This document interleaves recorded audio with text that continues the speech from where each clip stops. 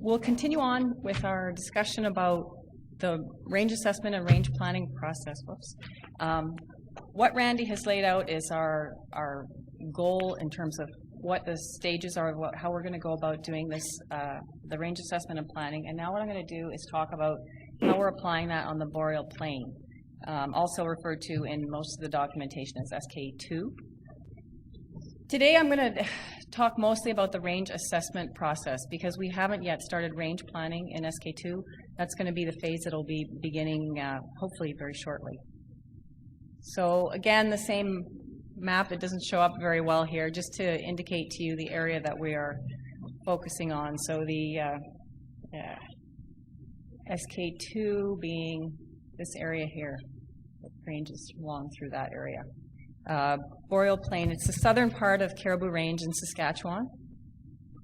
And we're really focusing on these two areas, but they're very large. And so for range planning processes, there's no way we can develop an actual range plan for such a large area. There's too many activities going on. We originally split the Caribou Range in Saskatchewan between the two units of the Boreal Plain and Boreal Shield based on different activity levels, different fire disturbance levels, and just the fact that those two areas are quite different. It seemed like a logical split. But now as we move forward with range planning for the SK2, we have really got to split that area into smaller units. And we're going to see that the level of risk is somewhat varied by the different factors across that area. So again, as Randy pointed out, we're the same slide that he showed us earlier. And the main reason we want to put this up is to just talk about where we're at. I'm going to be going over the first three stages of the range assessment because that's how far we have gotten so far in this process. We haven't initiated range planning yet.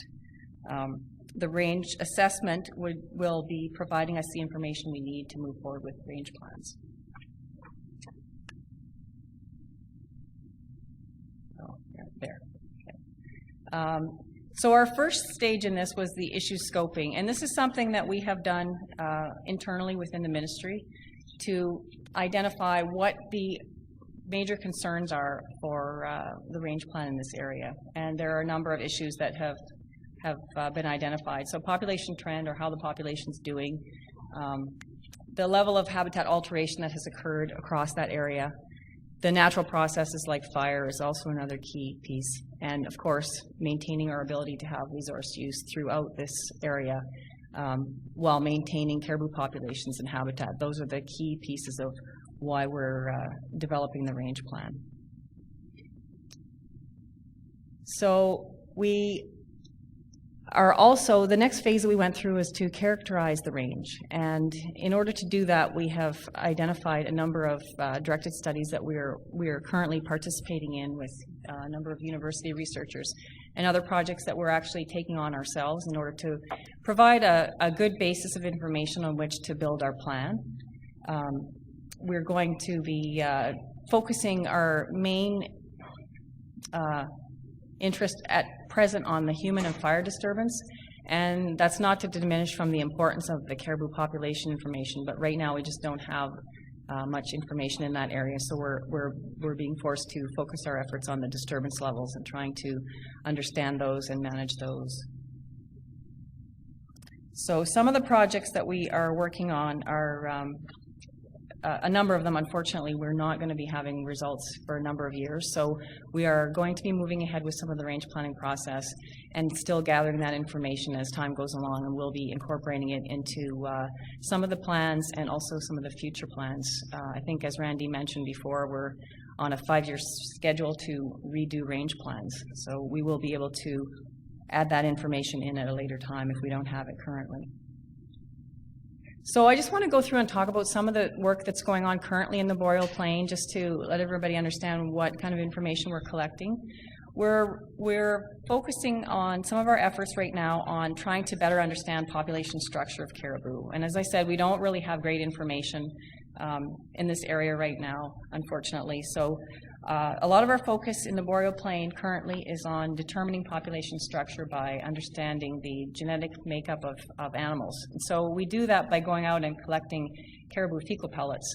And we are in partnership with Dr. Micheline Marceau and Dr. Paul Wilson from University of Manitoba and Trent University.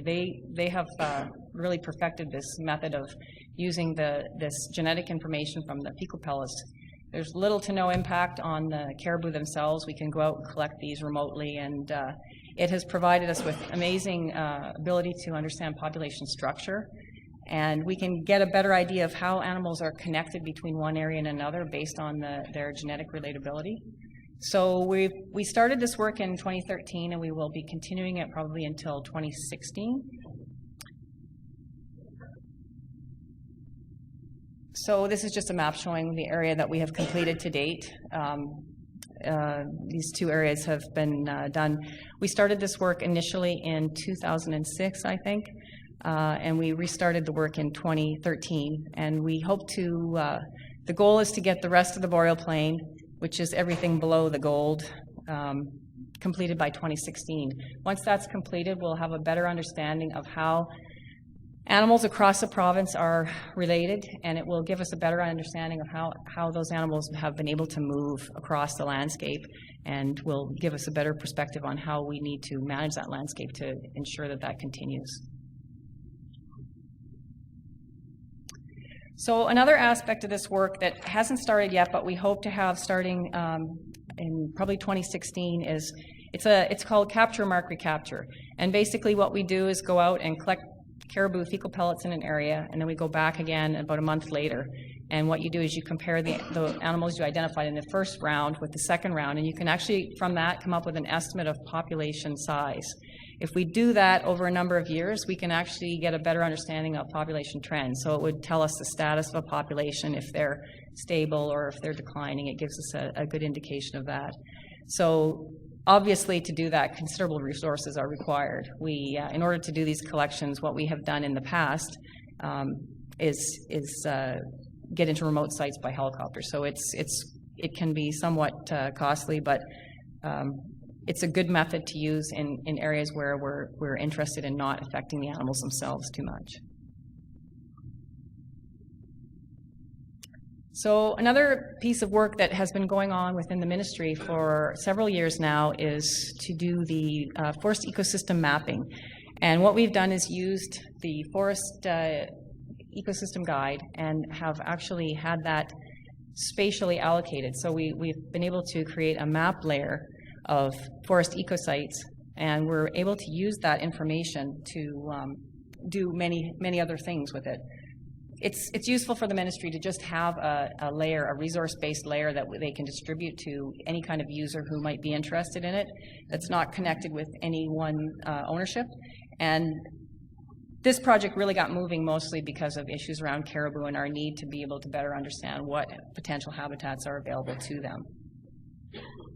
So in order to do caribou habitat mapping, and this is just identifying where the potential habitats are, we've looked at all the ecosites and determined which of these ecosites would be useful for caribou for different life processes. So whether it's for food sources or calving habitats. So we've had a first crack at this using an expert panel review to provide us with habitat ranks by ecosite, and we are able to use that to map this potential habitat layer. So it doesn't really show up very well here, unfortunately. So this is a map showing where the different levels of the habitat classes, I guess, low, moderate, and high. So the red areas have the highest value, and the moderate are yellow. Those two combined would be likely to provide the best caribou habitat. There are areas within the SK2 caribou range which do not really probably provide great caribou habitat. Not to say there's no value, but the likelihood of them being used by caribou is lower than some of the other areas. So this is a useful tool to kind of give us an idea of where the potential areas are and how we could manage our activities to ensure that those areas with higher value are being considered in those management activities. And another aspect, which is directly related to Jimmy's comments earlier, is that we are initiating a project where we are going to, we want to incorporate, oh, sorry, too close to the microphone. We want to incorporate Aboriginal and traditional knowledge into this picture, because right now it's more of a, what's the word? It's a potential mapping product. But what we want to do is, and we do have a process set up where we will soon be out. I shouldn't say we. I'm not really involved in this, but we've got a project connected through. What? Oh, okay. I thought somebody was trying to get my attention. Did I forget something? With University of Saskatchewan to actually take this on. And I think this is a really important component because we have lots of people out there, as Jim commented before, who have direct knowledge of where the caribou are, and we want to bring that into our picture. So we've got this map that has potential, but we'd like to incorporate into that people's knowledge and see how these things fit together. And ideally, at some point, we would like to be able to create models of habitat based on the traditional knowledge that we're able to gather and work that into our picture of what is habitat for caribou. So that's a goal. Unfortunately, this project is just getting underway now, and so we're going to be a little ways out before we're able to have that tool to use. But I'm hopeful that in a short time we'll be able to do that.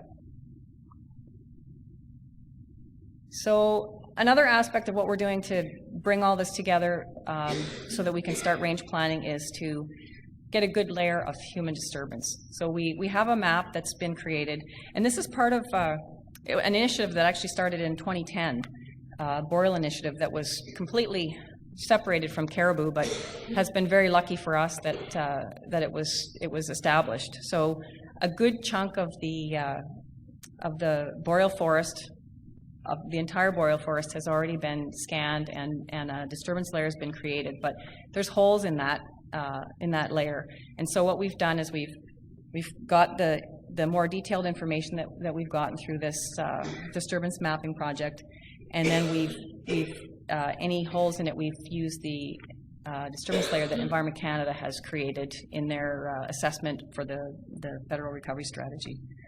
So we'll end up having a pretty good picture in a few more years, I think, when this is completed. So all types of disturbance are in this layer, and it comes to your point of, you know, how are we going to assess this? This is a complete layer of everything, and we're using that in our assessment moving forward.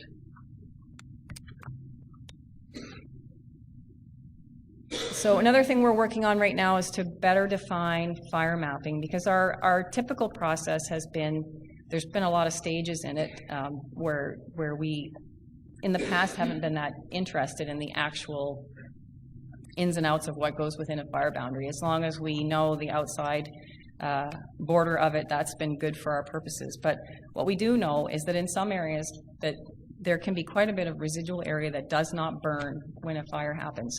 And we also know that caribou can sometimes use that area, and potentially extensively, especially in the Boreal Shield where we have lots of fire and still have caribou. So this project is basically set up to better identify, once the fire's done, what areas are still possibly available to caribou, so we can get a better picture on what habitat is still available for their use. And we're doing this work currently within the Ministry of Environment. The Wildfire Management Branch is doing it, and their goal is to complete the west part of the Boreal Plain by the end of 2014, and the goal to have the whole Boreal Plain completed by the end of 2016. So it will just give us another piece of the layer, so we'll have better information for moving forward. So this is just the same slide Randy had shown before, and I just wanted to speak to the fact that we're working on all these pieces. We've got some of the genetic work for our population status and trend, our habitat map. We've got the first phase of it completed. When we are able to incorporate the Aboriginal traditional knowledge, it'll be a much better product, but we do have an initial layer to start with. We've got most of the anthropogenic disturbance map completed, but we do have a full layer. It's kind of a mixture of two different sources, and the fire disturbance work is continuing and will be done in a couple of years. So all those pieces are what we have identified as necessary for completing our risk assessment, and those are in one state or another completed. So the next phase for us is to try and characterize risk level. And we're trying to, what we've done is we've basically looked at the current state that we have. So that's based on all that information piled together. And we also need to look at potential future scenarios. So not only what's happening now, but what is going to be happening as the years go forward, because we've got to have some ability to be able to predict where things are going and determine if those disturbances are going to allow us to remain within the correct parameters. So we're focusing on this work on both the natural and human-caused disturbances. Again, that's the information that we've got. So human-caused disturbances are either area-based or linear. So area-based are things like communities, harvest blocks, and linear are roads, trails, size of lines, things along those nature. So one other factor that we've also looked at is that the density of those roads and trails and any of those linear features is also an important factor, so we're tracking that as well. So that's been completed. It's taken us, I don't know, 4 or 5 months, I guess, to complete this phase. And we're using the results of that assessment to define where the range planning boundaries are and to help us prioritize which area to do first. With limited resources, we're gonna start with one and we'll move forward from there. So I wanted to just provide some results from our assessment for the Boreal Plain. And the first slide, now this is just more general information on the type of information we used and how we've combined it to come up with our assessment. So this is just an area in the central part of the province. You can see the top part of PA National Park there, and Wahkwin and Montreal Lake, so just for reference. So we started off with a layer of linear features. So as I said, this is everything. I mean, in this area, most of these roads were originated as forestry roads, but there could be many number of uses of those roads now and some other things as well. And then polygon features, so that basically is just any of these area-based disturbances. So these, in this area is most likely to be, majority of these would be harvest blocks. So combining the two, you can see how these areas are connected by roads. And then we have to buffer them, because this is a requirement under the federal recovery strategy that all human-caused disturbances have a 500-meter buffer on them. And that relates back to an analysis that Environment Canada did, where they found that the combination of fire and human-caused disturbances with a 500-meter buffer was the best way that they could explain how caribou populations, what their status was, if they were increasing or decreasing. So this has been assigned through the recovery strategy as a measure that we need to apply as we look at the human-caused disturbances on the landscape. So if you look at that, it actually, there's quite a large area of this landscape that falls within this this area, which we're calling the zone of influence, and that just means the area that is potentially caribou are affected by these types of disturbances. So that's what ZOI means there. So there's also fires on this same landscape. So these fires are overlapping on some of the other aspects as well. But when you put the whole picture together, you can see there's quite a bit of this area that's been affected by either natural or human-caused disturbances. And this is the starting point that we're at right now. So one of the things we got from our first assessment of this is that we've got great reforestation requirements. So anytime harvesting happens, companies are required to bring that back to a forested state. So we're not really concerned about that. Fires regrow. But what we're finding is that if you look at this, we have an awful lot of roads, and we're going to have to focus some energy on getting at that getting at that in better detail and understanding what roads are necessary and what roads are not, so that we can start considering restoring some of those areas and bringing them back and bringing back some of the habitat potential. One of the other aspects of this is that this is every road that is likely to be out there. It's possible that some of these roads are actually on their way to regrowth and maybe are not a huge concern for us. So that's another piece that we have to work on, and hopefully collectively we can do this, is to get a better understanding of what the actual road layer is that we have to work with and where we have to focus our efforts. So we have a long history of roads being developed, and once they're there, everybody wants to use them, and so then it becomes very difficult to close them. And that's something we're going to have to grapple with, and that's why I said we need to figure out which roads we're going to have to keep and which roads we can start thinking about putting to bed. So, but it's a concern. So this just shows the whole boreal plain, gives you an impression of where the different disturbance types are more prominent. Obviously, fire on the west is a much bigger ticket item than it is as you move towards the east. There's a lot less fire happening. We have a lot of human-caused disturbance in the central part and somewhat to the east, and it's a lot of it's historical. We have had industry in those areas for a considerable amount of time, and that's to be expected. So we did an assessment looking at where the areas were,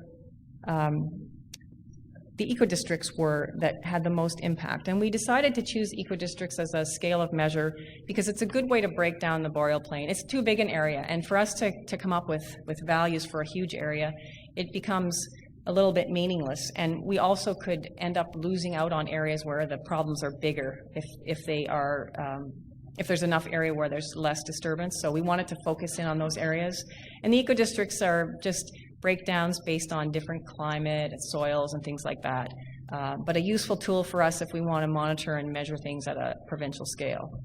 So you can see that the zone of influence, or that whole area of human disturbance, including the buffer, is significantly higher at the southern part of the Caribou Range. That's not surprising. I mean, that's where a lot of our industrial development has focused. There's a lot of recreational use. All those things combined would lead us to see that as an example of what's typical. So the lighter colors show lower levels of disturbance, and there's kind of a little bit of a cutoff point between the yellow and that beigey color, and that's at the 35% disturbance point. That's the disturbance level cutoff that we are trying to work with under the federal recovery strategy. And so it just goes to show you that we don't have a lot of areas in the boreal plain that are below that number currently. This is a similar slide, except we've put total disturbance on this one. So we've included fire into the mix, and the end result is we have relatively little area in the entire province that meets the requirement of 35% as a maximum for disturbance. So we've got this area here and a few areas over here. So our starting point is obviously one where we've got some work to do. And this one here just talks about the linear density. And again, this is an important factor because density of linear features of roads and trails is it always has. There's been lots of information to indicate that it has negative impacts on wildlife populations, not just caribou, but other things and other ecological processes as well. So we're using this as a key item that we want to keep track of and look at what kinds of things we can do to reduce those levels. So that's the habitat layer that I showed earlier. So we've got lots of areas with good potential for caribou habitat. It's just a matter of us taking that kind of information and the disturbance information, trying to bring it together, determine where we can make changes, and make those improvements. So the end result of a lot of effort that went in before is to determine how are we going to break down this boreal plain into manageable chunks, because we really can't, as I said, we can't create a range plan for this entire area as one piece. There's too many communities, too many industries to try and deal with this all in one fell swoop. So these are the units that have been identified as administrative units. So we've got the SK2 conservation unit, and these are administrative units within them. And all that means is that we're going to be working specifically on these individual areas to develop range plans. These areas were defined. They've been established with, each one has one forest management agreement area in it. They were set up to try and align better with, for our ability to meet with communities. There was a variety of reasons for why these were established. And a main one is that we had to consider what kind of resources are required to develop range plans, and that was probably another key point. So these are just some numbers, and unfortunately these numbers are not exactly accurate. We had a slight modification in the boundaries of our administrative units, but they're close enough, and it just gives you an idea of what the numbers are by unit. The total direct human footprint is actually relatively low, but once you add the buffers, because we have so many roads, and the roads are a big thing.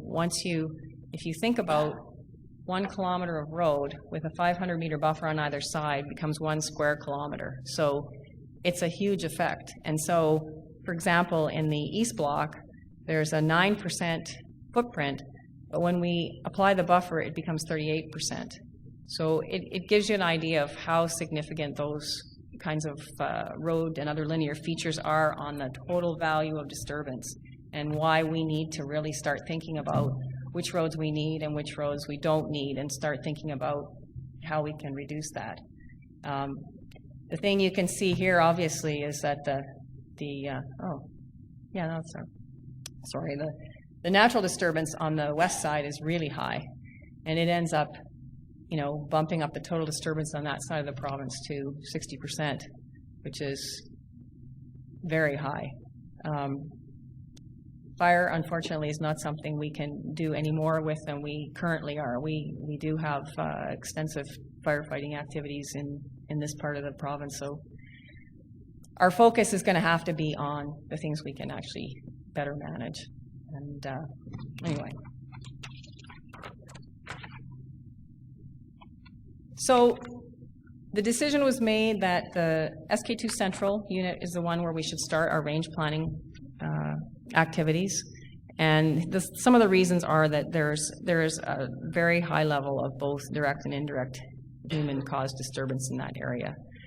It's quite similar to the East Zone as well. There's a lot of high-value habitat, both upland and lowland habitats in this zone, and another key piece of this is that it's central, and the ability of caribou populations to be continuous across this province could be relying on this central part. And so it's pretty important for us to make sure we work on this and ensure that the caribou are maintained in this area and allow us to keep that population hopefully across the whole boreal plain. So as we move forward with range planning, our goal is to initiate range planning in this unit in the central part by the end of this year. And so we're talking about getting the core planning team established. These are all things that Randy spoke to earlier, and all the engagement tables, hopefully for a kickoff meeting in December. That's the goal, and hopefully we can move forward with it. And as Randy discussed before, the range plan is required by Environment Canada by 2017. So we need to get started on this process so we can initiate this plan and move forward. So, anyway, any questions?